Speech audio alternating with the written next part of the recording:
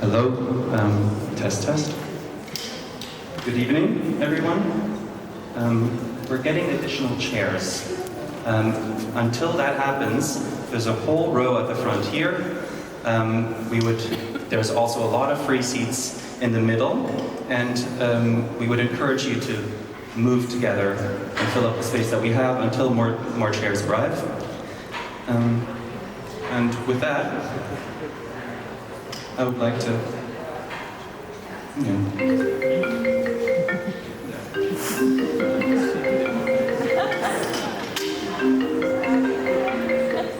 we just fixed the sound a bit too well earlier, but with that,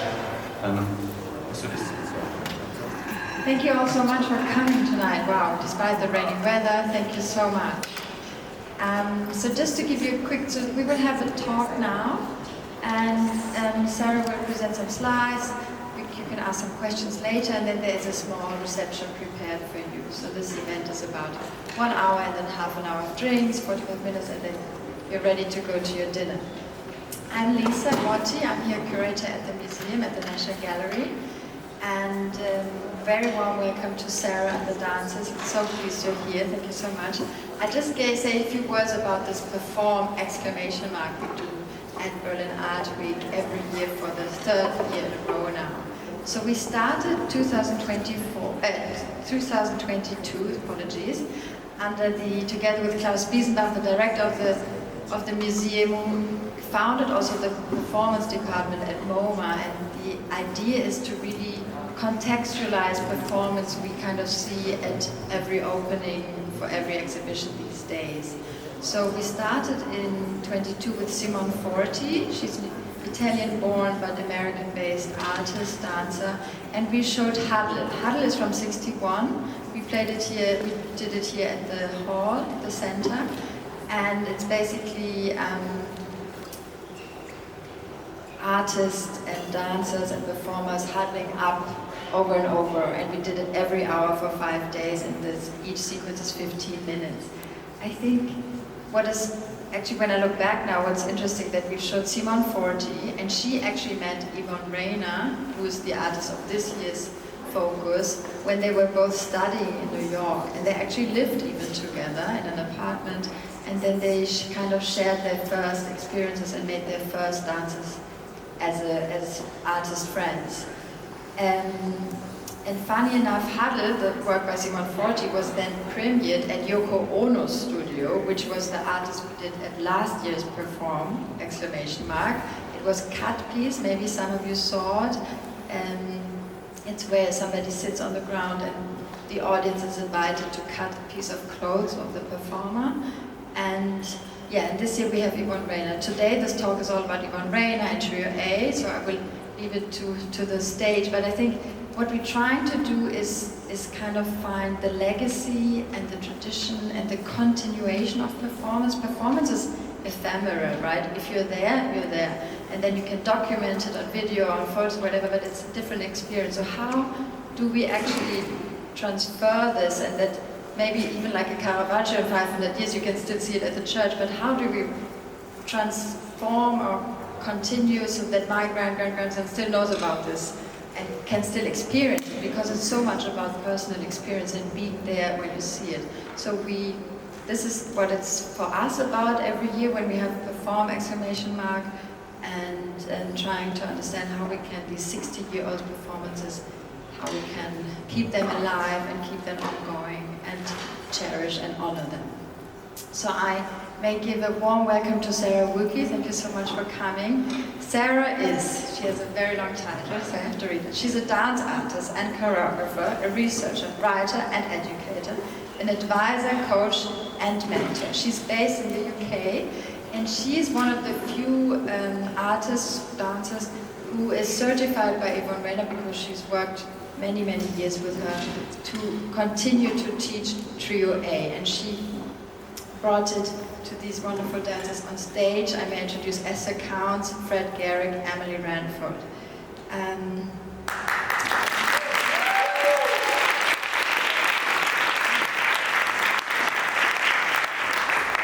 So Sara also published a book, Who Cares? Dance at the Gallery Museum. She's worked with all the major museums in the world to keep what we try to do here in a small focus in the world alive. And we're very, very pleased that you're here and will tell us more about what you do. Thank you so much.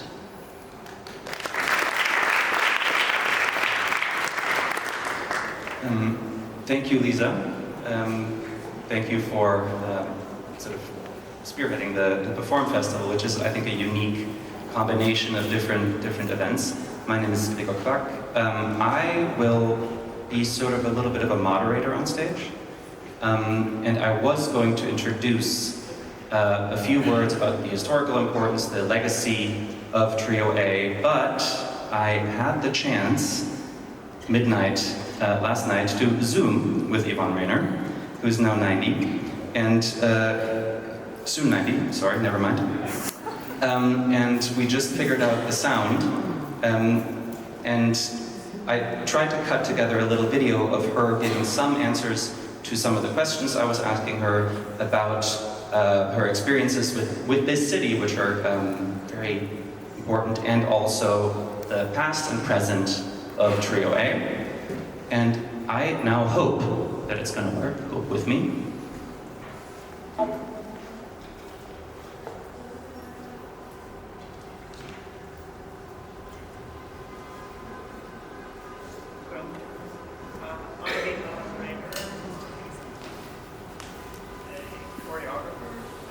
Filmmaker and performer, and I've been working since 1960, I guess, and I've made 7 feature-length films and returned to dance through the auspices of Baryshnikov's dance company, and was very glad to return to working with dancers.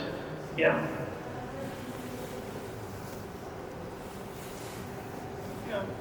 So you asked about my time in Berlin in the early 70s.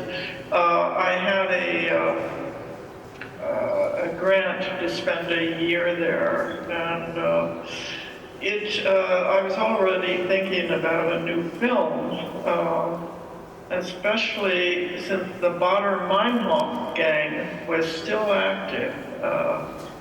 In fact, they weren't incarcerated until I got back. But they were really protesting the existence of or previous Nazis in the German government. And West Berlin was a very strange place. It was surrounded by the wall still. And it was concentrated with people from all over the world who had similar grants. And so it was a cultural haven, you might say.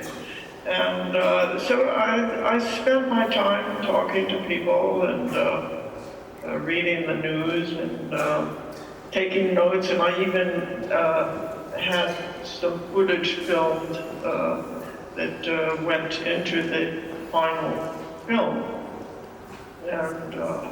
And I worked on it. It was finished in about a year. I forget the exact date. It was called Journeys from Berlin, 1972. It was interesting. I made some lasting friends and kept up with the news and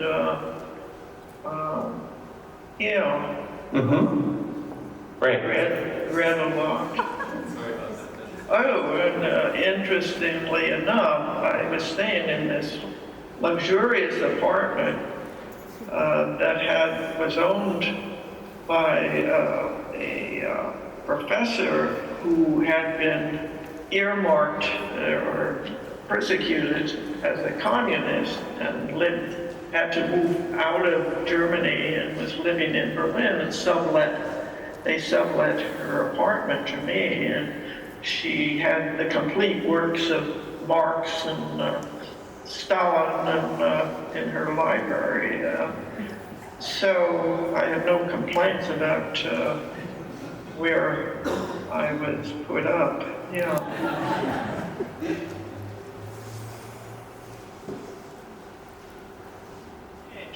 Well, I like to say that when I'm gone, even before I'm gone, there's some people who are only familiar with that work of mine, a 5-minute dance that took me 6 months to create in the late 60s, or mid-60s.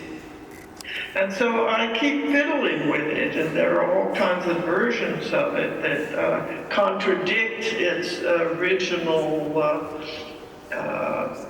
assumptions. I mean, one of the peculiarities of it was that I never look at the audience, so if I'm facing the audience, my head is going around or I'm looking somewhere else. And a much later version of it has someone running around me while I do it, or while another performer does it, while keeping the gaze of the performer within his gaze. So there are all these different versions. One person teaches it in retrograde. He learned it backwards, which is very peculiar. I would never have conceived of originally performing it or creating it in that way. What else? It's been performed nude, it's been performed with flags, American flags, to protest the war in Vietnam.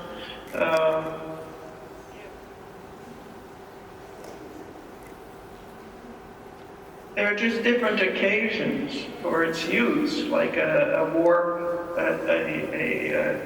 at Judson Church there was an anti-war exhibition that works, and I was invited. And so putting the flag and nudity, it seemed a good idea.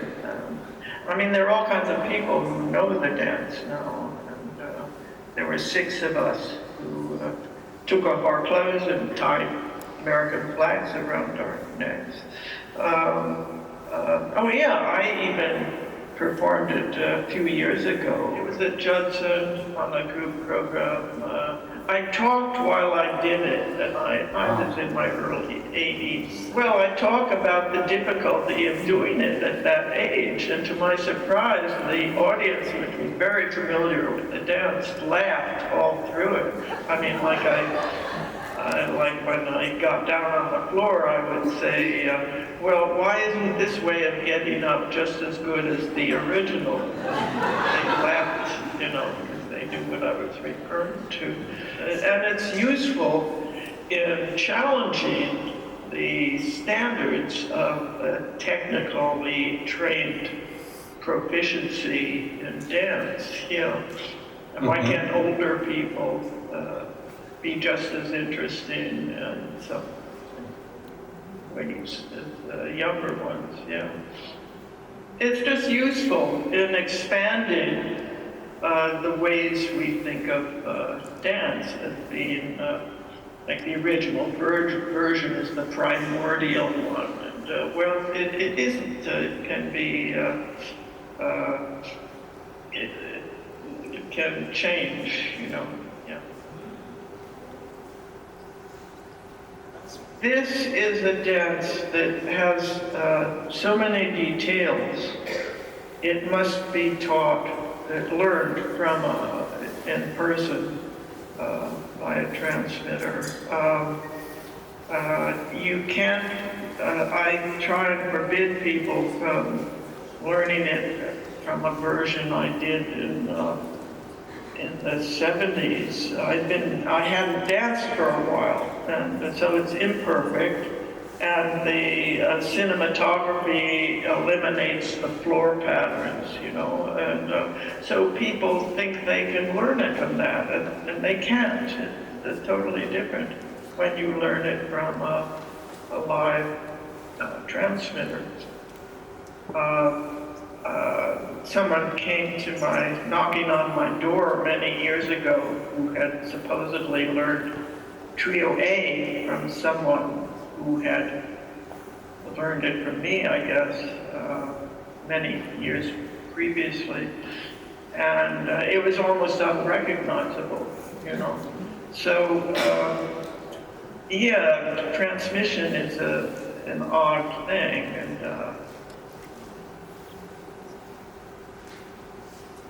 And yes, the film of me, I think it was 16 millimeter, or, yeah, 8, yeah, doing Trio A in the studio, I always felt was very imperfect because I hadn't danced for a while. I had been making films. And so I try and take it off the internet, but it always gets back on, and there's always someone who sends me a version of their Trio A that they have learned from that, what I consider a very imperfect version of it, and I can't control it, and I've resigned myself to that. So it will continue to be disseminated and destroyed in various ways, but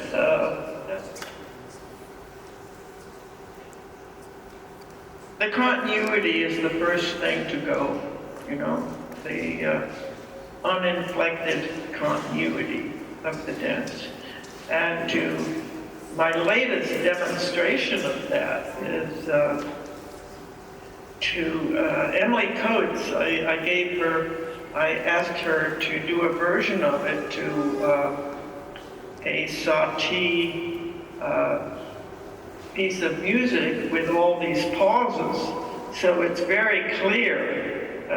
She does the phrases, but there are all these pauses in the wrong places, and so it makes very, very clear what the original is supposed to be. So keeping that particular characteristic of the dance is very important.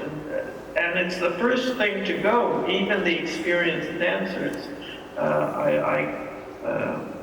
at various intervals, I look at them again and make corrections, mostly in terms of that kind of continuity.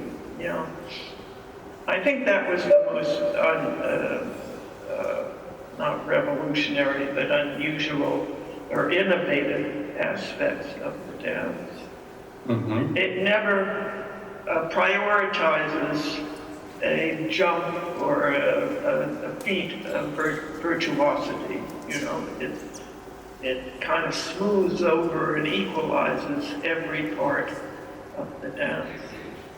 And I myself, I feel there was only one experience I had where I felt it was perfect. I had been ill, and I was recuperating at home, and I was rehearsing in the Judson gym, and I was still a little bit fragile.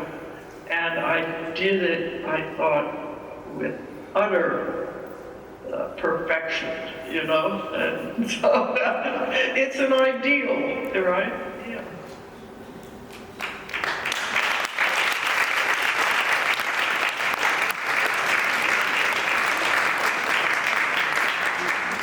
So I'm very happy that we managed to get Yvonne to take over the part of historical summation of how the work came about, and some of her thoughts in sort of working on the work since it was first performed. I hope you all caught that the 78 video she talks about that she can't control is also that one over there. So but the interesting thing is that, as she says, the work continues to be alive and to be performed, and we have been the witness of one of those instances here. We have 3 brilliant dancers who have performed Trio A in their own ways, and who, alongside each other separately, and who've been guided by Sara. And so our idea was to speak for a few minutes before we clink and celebrate the work, to celebrate the process of transmission, of teaching, of keeping this work alive, and bringing it into there's a few brilliant books that exist about the work. It's inside of a lot of important art historic compendiums, but it also exists in the muscle memory, in the sort of lived memory of the official transmitters like Sara, and now in the muscle memory of Emily, Esther, and Fred. So with that, I would love to pass on to Sara. I'll be around, and we might at some point hand over to some questions if you have them. But yeah. Thank you. Thank you so much. Just really quick, and I'm mental noting some of the things that Yvonne said that I want to touch on, so I'm going to hopefully hold those in my head. But before I start with that, just one huge thanks for having us here. It's been an absolute pleasure. We've been very well taken care of, so thank you to the whole museum staff, to Klaus Biesenbach, to Gregor, to Lisa. And also these things do not happen with just the people you're seeing up here. So big thanks to the dancers who we do see up here, but also Kian McCon, who's been our project manager, performer in New York, but also the staff and the guards of this museum. We could not have put this on without their participation, and they worked very hard to accommodate us. And I just want to kind of call them out, as they're also laborers on this, and they often are invisible. So I just want to say thank you to the amazing guards. It's interesting to hear Yvonne's. This is the first time I've seen this interview. Obviously, I know Yvonne. As you can hear right away, she reads the newspaper. She reads the New York Times from front to back pretty much every day, the paper version. She's incredibly political, socially engaged. I can talk a little bit about how her work and even the choreography and the methodologies of it include her politics. So for example, I'm mental noting other things I want to say, that in Neue, no movement is more important than any other movement. So there's a politics in that about equity. And so she's quietly and almost poetically, although she probably wouldn't like the word poetic, inserting her politics in her dances and in the methodologies. And on that note, I also want to say we're here today at the same time, not very far from here, there's a dance demonstration happening in Berlin to make a statement about the value of dance and treatment of dance and the value of that economically. And as you can see, people want to see dance. And I had the pleasure of working with some incredible Berlin-based dancers, and Klaus Biesenbach said, I want you to work, that there was a remit to work with local dancers, and they've been absolutely amazing. We had 80-some applications for 3 roles, and honestly, given enough time, I probably could have worked with all of them. So there's an incredible talent here. So in solidarity, we're here saying that we support dance. I believe dance should have funding and is valuable.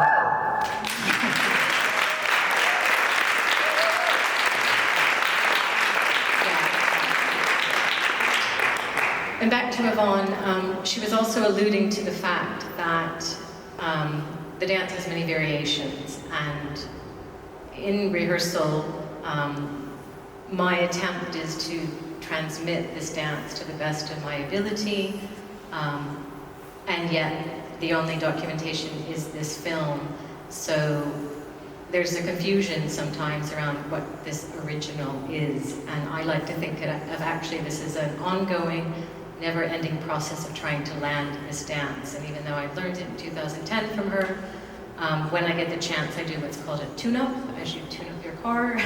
So I either, I used to see Yvonne in person when we both lived in Los Angeles, but now I'll videotape a version of mine and we'll look on Zoom, and she will always have corrections. So there's no landing on the perfect Neue. And I like that this is called muscle memory, because I performed today thinking, dear God, I'm probably going to forget what comes next, because there's a distrust of the muscle memory. So maybe that's a good point just to go. Thank you. To a few things just to share. I won't talk very long, but just to share a bit about this idea of muscle memory and transmission. I learned this dance in 2010 from Yvonne. I had studied with her at UCLA, University of California, Los Angeles. I wanted to continue working with her, and I said I'd really love to learn Neue. If you've trained in dance, you it's part of the canon. It almost feels like it's part of your body. And it was something that was important for me to learn, and I said I'd like to learn it to teach it. And then she said, oh, okay. And this was in a diner in Los Angeles, very informal.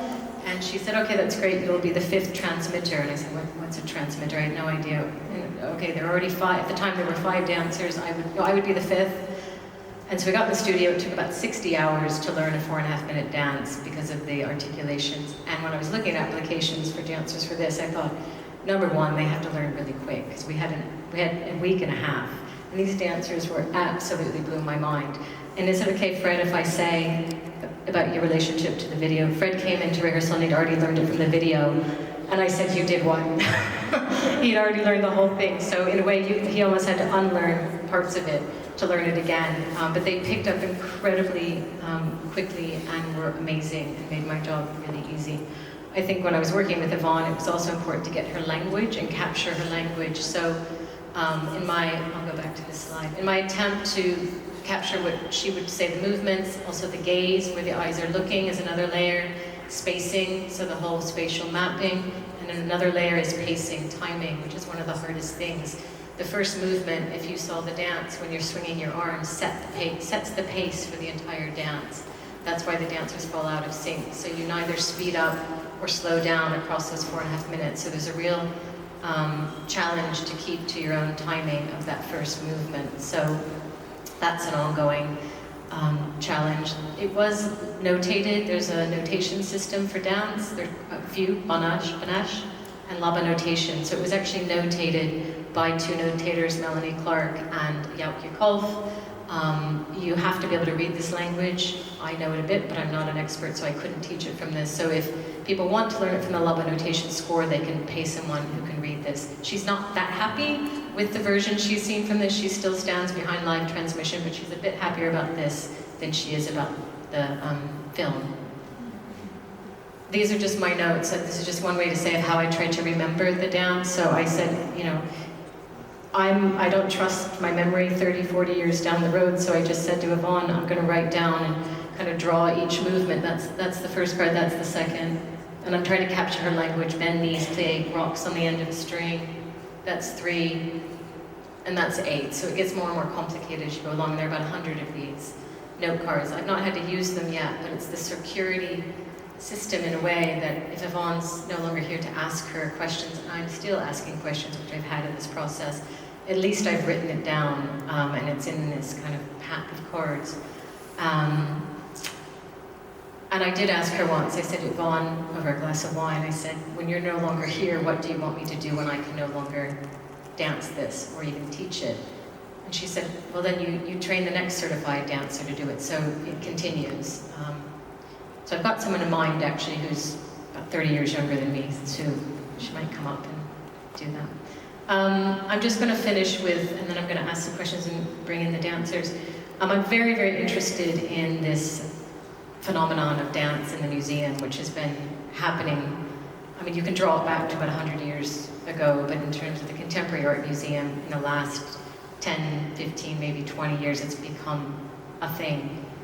I'm fascinated with that, and I'm both a practitioner and also a researcher, and in 2020 I did a PhD at the Center for Dance Research at Coventry University to really start to think about this phenomenon of dance in the museum. And I think I'm less interested in the product of dance in the museum and more about the practice and what is it to have human beings moving and being in the museum in the kind of relational, social aspect and what that does to the institution.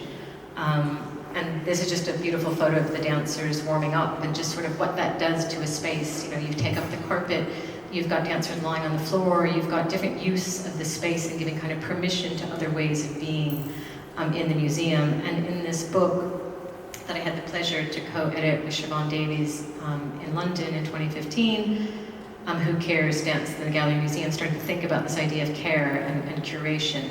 And I interviewed curators and dance artists to ask them, why are you bringing dance into the museum? Why, as a curator of performance at Tate, you said this beautiful thing, and I said, what does it do for Tate?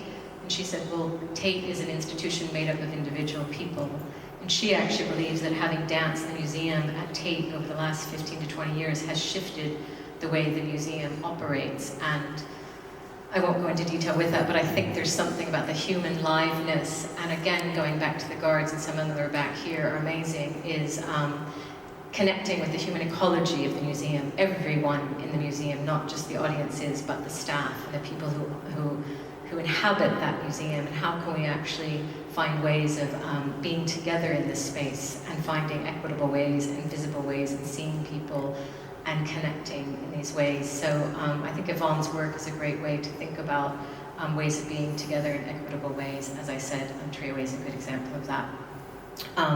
Much more I could say, but I would love to turn to the dancers and ask them a bit about their experience of being in the studio, learning this dance in the last week and a half. I'd particularly be interested to hear from Esther sharing on why she's speaking some of the words of the movements. Be interested if Fred is interested in speak about the video versus learning from me. I'm just throwing these out there, but talk if there's something else more compelling for you to speak about. And Emily, I don't have a specific question for you, but I'd love to hear from you. I'm just coming off the top of my head. Hi. I ended up in the second day of rehearsal, I think it was. I have a torn meniscus, and it felt like it was going to be okay. And in the second rehearsal, it was very clear that it was not okay. And I think that what's amazing, or feeling this inclusiveness, especially in this piece, that there was a possibility for me to still be in the production, because there are so many different versions of this. And so I was then taking on the responsibility of, then if I can't do the movement, then I need to speak the movement. And when Yvonne had also done that before, and Sarah had also said, so you've done a version of saying each part of the... Yvonne Rainer has a version called Trio A geriatric version. So, yeah. She's not geriatric. Not yet. But Yvonne couldn't do the handstand, so she just stands and goes handstand and moves on. So when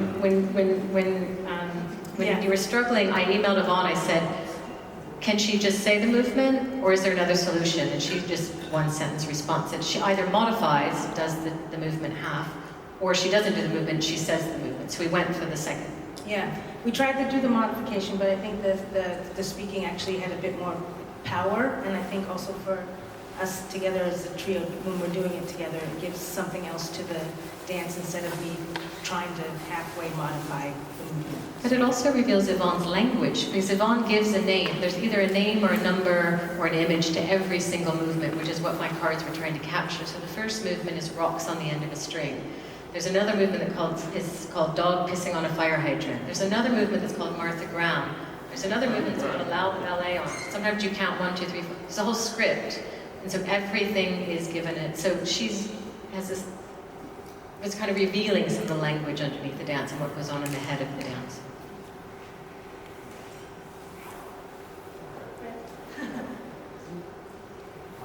Hi, does it work? Yeah, I could talk a lot, but I was wondering, the audience, maybe they have a question now that has phoned, and maybe Emily would answer that. I mean, I do mine as well. I'm very happy to just speak, but I thought to make a different dynamic. Anybody have a question? No? Okay. It doesn't matter. We can just give everyone a moment, and then while you talk, I'll move around and suggestively hold the microphone in front of people. I was asked about the video. When I knew I had the job, which was just a week before we began, or whatever it was, I was like, okay, I look this up, and it wasn't said that I mustn't watch the video, but I could feel it. I don't know what it was exactly, but then I was like, oh my god, there she is, she's doing it, oh my god, that's beautiful, it's flawless, you know, it's like, there's a little bit of all of it in there that I knew, kind of Trish, Brown, Cunningham, this kind of the quality, the easiness of the exactness, all of that. I was like, oh, I can learn that now. You know, there was no holding back. And there was another reason why I wanted to learn it. And then, of course, I knew the real moment happens with Sarah and you guys. But I didn't know you would have that out there, which I find quite contradictory, because we heard her not liking this, but it's here, you know, as a big reference. It's running on a loop, and you know, it's more than us. But I mean, I'm not against it. I But just to clarify, I think she feels strongly it's not to be used to learn the dance, but I've never heard her say she doesn't want people to see it, but she thinks that it's out there. And I'll say too, I don't know if it's true, but if you think about the politics of choosing, there are now 7 of us, making the choice to say the best way to learn this dance is to bring in a live dancer. We're paid to do this. It keeps money going to dancers rather than YouTube. But that's my thought thinking. Maybe I'm gonna go on with actually this a little bit, and I'm gonna look at it in the matter of what is transmission, or how did I experience that? Because one is mid-60s. This museum was born, I was made, and this dance was made, and it's all happening at one point. And that's one of the sources for me. I was actually born when she made this puzzle, very clear dance that in my eyes is so 60s, the way it's constructed. It reminds me of Marie-Duras, where every word is done like cette ville a été créée par la taille de mon amour. You know, it's like really constructed with a lot of space. And this is one of the sources. This is how I learned from the dance, and then because I'm also from that era actually, and then there are the references of I lived in New York. There's a homecoming with the work ethic actually that I met through you. Then there is the knowing of Trio A, which I knew at Lava many years ago, but I didn't quite know what it was. You know, actually the remembrance of who has danced it, how have they danced it. Steve Paxton, I've met him, you know, Kate, you know, there's a lot of references that actually have a role. And then of course there's Sara, who, you know, when you're that old and you live in this new world, and it's all about the handy and all about that, and then you're like, oh my God, we're in a room with this transmitter who is alive. And really had the needs we had, just with this complete generosity and positivism. You know, it was very easy learning it of Sara. And then there is the library of her body, which is, I could see the remembrance and then the exactness and the settlement of the dance in her. It's just like, okay, that's a few years down the line. And then there is Yvonne, who's alive, who we had with us every day, because you involved us in your relation with her, which is, you know, it's almost like you're going through a mini education. It's not just the dance, it's like you have a whole world, and all of this is transmitting, I guess, you know, all of these actually, it's very rich, and it's almost I'm at home when I'm very happy. Just really quick, thank you for that, and it's been a really wonderful journey, and I think it is important for me to bring Yvonne into the room and try to tell anecdotes and bring her as a person. There's a person behind the dance. But I'll just say really quickly, because you mentioned the 60s, and I'll end with this. There's a slide of street action that we reconstructed in Poland, in Wrocław, Poland last month. It was the first time we think it's been done again. It's not a protest dance, she would say, it's an action. But it's dancers moving through the street very slowly, and it was done in response to the Vietnam War and the Kent State shooting in the States, and they wanted this, so they asked me if I could do it. I'd never done it before, and asked Yvonne, is it okay? And yes, that's fine. But she did say, what are they protesting? So I love that. It's like, you're going to do this dance, what are they protesting? So I went back through it, what are you protesting? The war in Iraq. Okay, and we did this, and it was absolutely amazing. Police came, they showed up, they heard it was going to happen, and they ended up actually being very supportive of it. Many people were asking about it and started all this dialogue around. It's a bit about mourning and loss. So there's just many of her works that we carry on, not just Trio A. Emily, did you want to say anything before we move to the audience? Because I want to give you a chance to, if you want to say anything. It's been a pleasure to learn it and to be part of the transmission and this kind of ongoing muscle memory through different generations of people. And so it's like a very special thing to be part of. And you'll catch her in many museums dancing. She was in the Parisian work as well at the Hamburger Bahnhof. Well, I think, yeah, exactly. That's what I know about you, is that you're used to dancing in the museum, and I think my questions for you would be sort of, is there one thing that is different about dancing in a museum than in a sort of more dedicated dance space, other than the floor being different and being more squeaky? And also, is there a very specific thing about Trio A that's much different to learn, other than what we've heard from how sort of other dances are being taught in museums? Or is it more, perhaps it's even this way of teaching has been so influential that now more things are being taught this way? Well, yeah, I've worked quite a bit in museums lately, performing in dance or performance works. And yeah, the concrete floor is something to get used to. But I find it a really interesting way of performing, because you're much more with people rather than you're on the stage in the lights and you can't see anybody in the audience. So it's a really special thing as a performer to have that closeness to the audience.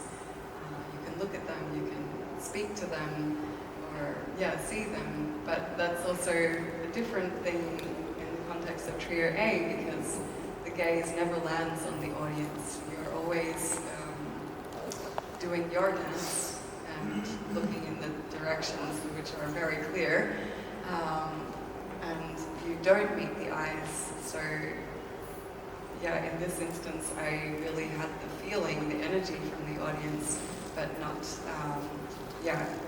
although I'm with you there, I'm not directly engaging with you, so it's quite different for me compared to the last few pieces I've been doing. Just really quick, one more quote, Yvonne, on that note is, the dancer is doing the business of dancing, the audience is doing the business of watching, and you just happen to be in the same room together, also on equal terms. And both you and I could go on for a few more half hours about how, in fact, the innovation of this dance is as much with the engagement with the audience as it is with the dancing body and the movements of dance. But instead of expounding on that, maybe we now do open it up to the audience a little bit. If there are any questions that you would like to ask of Sara, of the dancers. I was wondering, when I saw you, two questions. A, when you do it, the three of you, is it you, because it's always different? Do you sometimes have the fear of bouncing into each other, or is this kind of all, because it's not, because you start at the same point and then you're kind of in your own sphere, I understand. Maybe you could give me some feedback on that. And then my second question, because I'm not a dancer, muscle memory. Is this something, whenever you learn a dance, is it something you actually never forget? Or is this in particular one that you might now never forget because it's so particular? Thank you.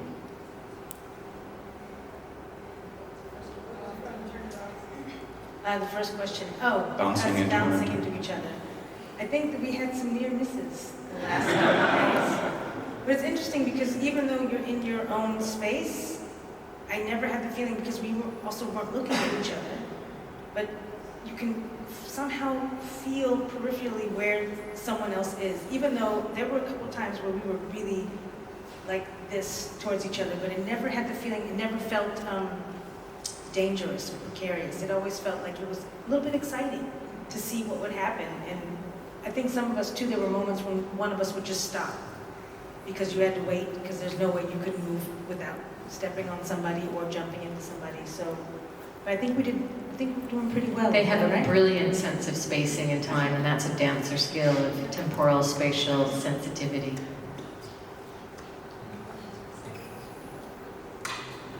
Well, maybe the number one, I wish it would happen more often, because that's what the moment brings alive, when there's like, oh, fuck, I have to do that, how am I waiting for long?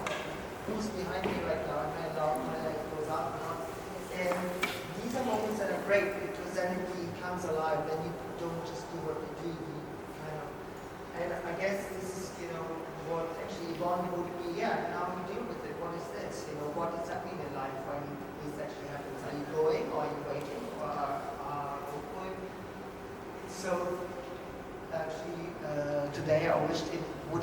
happened more, but we have 2 more days to go.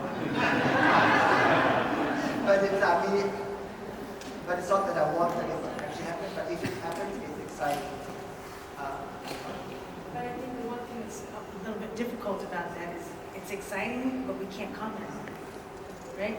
It's exciting, but you still, this feeling, also the way that gaze and where we're looking or not looking, we're very much still trying to be in our own space. And I think that sometimes gets difficult when you know that it's a near miss and that your body wants to react and you cannot. But I think there's this expectation in dance of connection. The dancers are connected to each other. We're connecting to the audience. She's not interested in connection. She's interested in complicating spectatorship and putting the problem on the audience in terms of their own consciousness around it and how you kind of, because you might come to a dance performance and be hugely disappointed that there aren't any big kicks or any highs or lows. Everything's quite the same. She's interested in making it complicated to look at, and the complexity of that, and the awareness of the spectator coping with that. Yes, thank you so much everyone for this. I'm interested in how Trio A, because Yvonne Rainer talked about how it changed over the years. And I'm interested in how that happened, whether Yvonne actually takes on some elements from the dancers. So do the dancers have agency in the changing of the piece? Is it that Yvonne perhaps saw them do a movement in a slightly different way and said, oh, why not do it like that? Or does it all rest with her mind and her body? That's my question. Again, I don't try to speak for her, but I speak from my experience and my understanding. I don't think so. I think there's a mechanics to it. There is a mechanics to the sequencing. And my sense is, if you look at the video, things are a bit more loose. But I also argue, if you look at John McEnroe playing tennis in the 60s, and you look at Serena Williams, we have also, there's a different technique, there's a different speed. And I guess when she was starting to kind of think about her legacy, and when she saw a Treyway she didn't recognize, and she reined it in and started having certified transmitters, in the act of teaching something, you have to be able to articulate it. So I think the articulation of things became more precise. So it might look more technical now, but I always say, look, as long as you get the mechanics right, it can look it can look however it looks. Unlike a Cunningham dance piece, where you see the Cunningham dancers and everyone kind of looks the same or similar, I was very interested in a diverse cast in which they weren't going to look the same doing it, but the mechanics are there, and getting the mechanics is very important, and there's not a lot of slippage there. It's, it's here, it's not here, and I don't think she would have seen something and just thrown that in. I think she's trying to capture a mechanics that was there from the beginning, but it looks maybe a bit sharper now.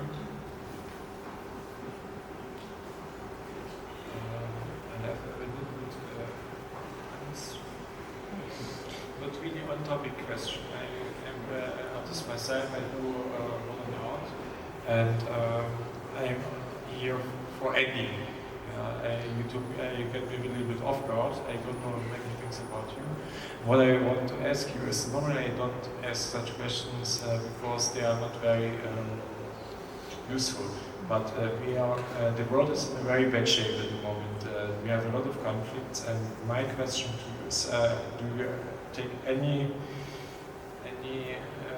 do you make any comments about the situation in the Middle East or in the Ukraine in your art? Or you avoid this, like me, I say I never do any sort of comments in my art about the conflicts there. Do you in your dance sometimes make a stand about the conflicts? I will. You got my question? Yeah. No, thank you for that. In thinking about Yvonne Rainer's work, because Treyway is a work of Yvonne Rainer, and it's not my work, but I'm here to transmit her work. I think her work is not didactic in its politics. I don't think it's trying to be loud. I don't think she's the kind of artist that would put up a banner, fuck the war. but she would put up a banner that says, "Why are we in Vietnam? Why are we in Vietnam? Not why are they?" But she's interested, and this was something she actually did in a workshop in New York. She just put up a banner while she was teaching a workshop to get us to think about why are we, not them. Soldiers are in Vietnam, but why are we? So she wants to include everyone in their own consciousness around these moments. But I'll say personally, what I love about her work and dance in general is learning how to be in the room together and see each other. Or be in the room together, not have to see each other, but be gentle and respectful of other people's space and their way of doing things. I would say historically I have a recommendation. Yvonne wrote an autobiography with, it's one of my favorite artists' autobiographies, also great title, Feelings or Facts.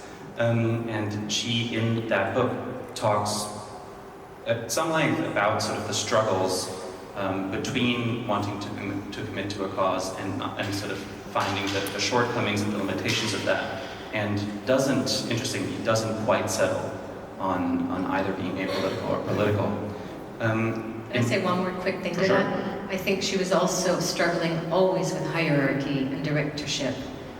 Hierarchy's everywhere, especially in the arts and in dance, it's there. But I think she was struggling with directorialship, and so she started a dance company, Grand Union, and then realized, actually, really don't really want to direct this, and kind of turned it over. There was attempts at collectivity problems there as well, but I think there's always this grappling with hierarchy, collectivity, how to do things, and in the grappling, she once said to me, she said, "Sara," because at one point I thought, what's the point of dance? Why would I get up and have people look at me dance? I was a bit disdained about dance. She said, "Sara, make work about your problems."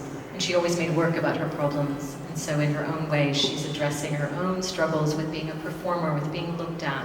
Treue was about trying to get away from the existentialism of being a performer, and it was pre-feminism and the male gaze. And she was just trying to figure out in her dance world and her choreographic methodologies, how do I struggle with the politics of my own being looked at and wanting to be looked at, and how can I create a dance that's going to complicate that for both me and the spectator? And that's where her brilliancy is, I think.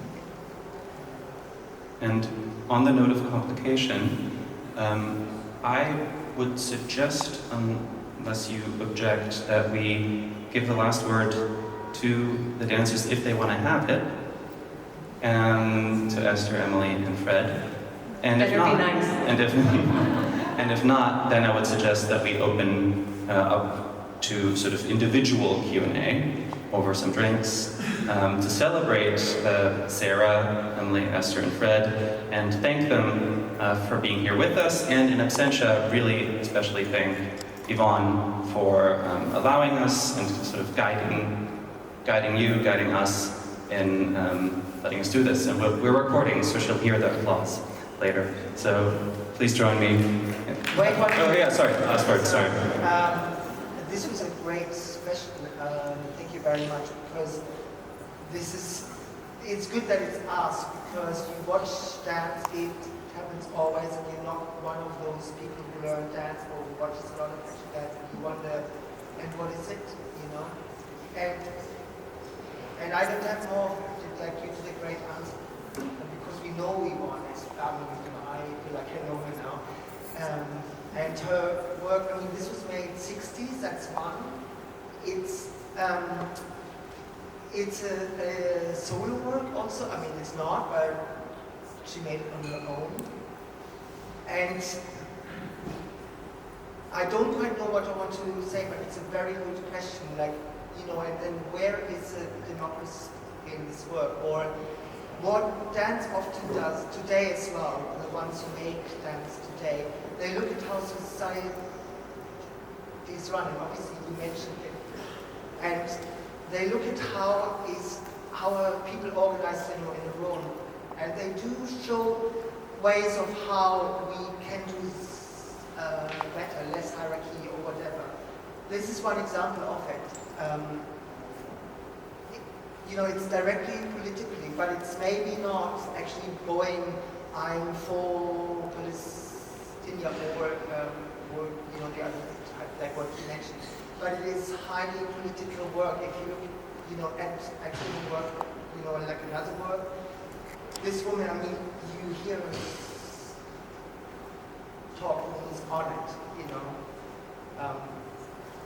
Yeah, but this is great. Like I love hearing that from you because that opens it up. Thank you. All right. Now, thank you.